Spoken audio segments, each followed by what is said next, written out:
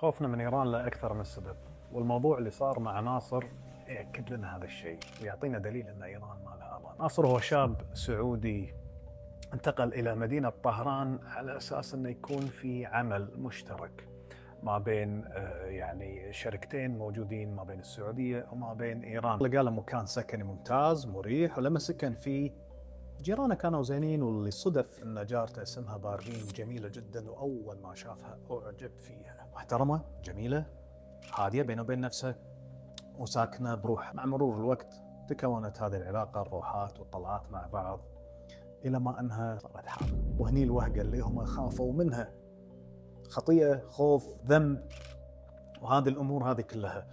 بارفين ما تبي تطيح الياهل، وناصر ما يبي ينفضح، وبنفس الوقت مو عارفين شلون يتصرفون. بارفين صارت تسمع امور تخوف، صوت ياهل تحت السرير، احد يراقبها من صوب الكبت، نومها ثقيل كأنه في ياثوم على صدرها. لما سألت شيخ بعد فترة كان يقول لها احتمال ان في عمل عليك، تأكدي من العمارة منو يعرفك عدل. فعلا كان كلامه صحيح، لأن بارفين كانت دائما تقول ان في وحدة ساكنة وياهم هني بالعمارة اسمها آل، هذه وايد عنصرية وتكره العرب، ويقولون عنها انها تتعامل بالشعوذة والطلاسم، يعني هالامور هذه كلها. هي شكت فيها، بس اوكي شلون تتصرف وياها؟ يعني ممكن هي مسويت لها عمل ما يندرى، بس ما عرفت شلون تتصرف وياها. يوم من الايام لما طلعت بارفين من ناصر من شقتها على اساس انه قاعد يتفاهمون على موضوع، دشت شقتها ولا ما تشوف الا